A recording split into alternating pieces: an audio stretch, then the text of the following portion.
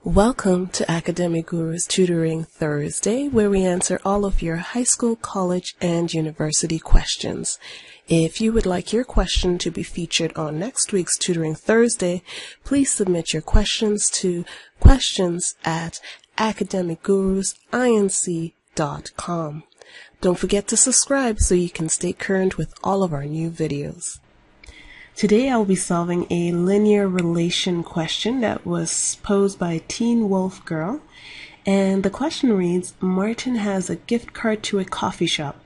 Each day he buys the same coffee. The table shows the amount remaining on the gift card on different days. And so we've been given a chart with Martin's gift card days as well as the amount remaining in dollars. And we're to determine how much was on the card on day 6. As always, I'll be breaking this question down into steps. And the first step is to understand what the question is asking. Now we've been given two variables. We've been given Martin's gift card days, which is the independent variable. And we've also been given the amount remaining, which is the dependent variable. The amount remaining is the dependent variable because it depends on the number of Martin's gift card days that have transpired. The question tells us that each day Martin buys the same coffee. So let's say, for example, if Martin had a $30 gift card and a cup of coffee costs him $2, each day $2 would be subtracted from his gift card.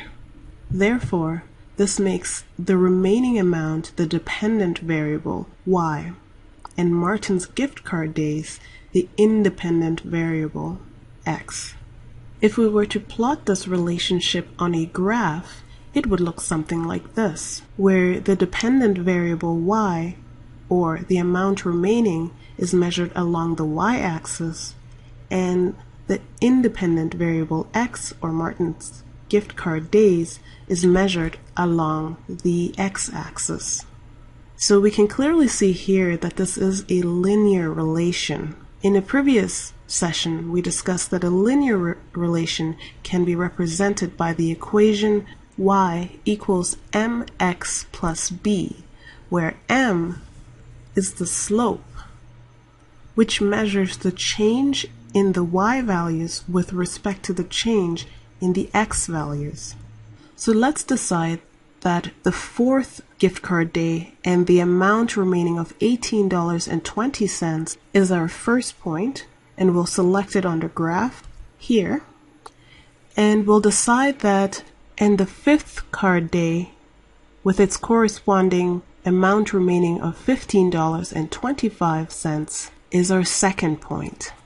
B then becomes the y-intercept. It tells us how much money was on the gift card originally on day 0 of Martin's gift card days. Now you might be wondering why I'm going through the trouble of finding the slope and the intercept here. The goal here is to determine an equation so that we can choose any day and find out how much money will remain on the card. So our second step requires that we use the two pre-selected points to calculate the slope m. We've already determined that the slope is simply the difference between the y value of 0.2 minus the y value of 0.1 divided by the x value of 0.2 minus the x value of 0.1. In other words, we are measuring the change in y with respect to the change in x. This leaves us with 15.25 minus 18.2 divided by 5 minus 4, which equals negative 2.95. This tells us with every gift card day that transpires, the amount left on the gift card is reduced by $2.95. So every day, Martin is spending $2.95 on his coffee. Next, we will use Martin's second card day with the amount of $24.10 to calculate the y-intercept.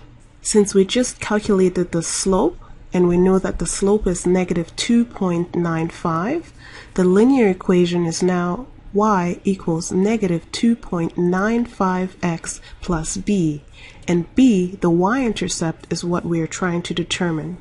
After plugging in the values for Martin's second gift card day, 2 and 24.10, we find that this reduces to negative 5.9 plus b.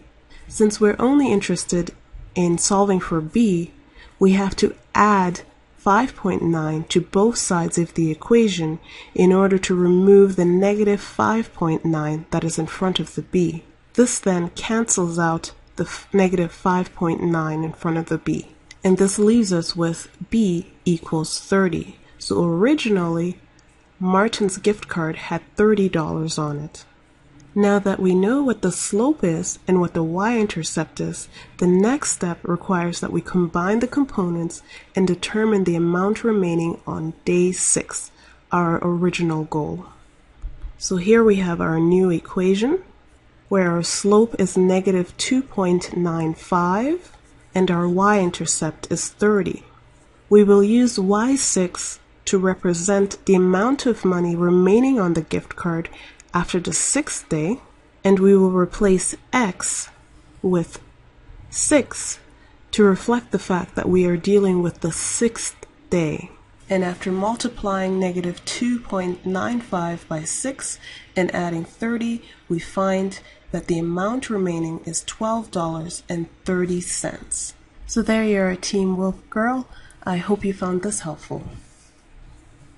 Thank you for tuning into our Tutoring Thursday channel. If you enjoyed watching this video and found it helpful, please give us a thumbs up, comment, and subscribe. We would love to hear from you. Until next week's Tutoring Thursday, happy studying.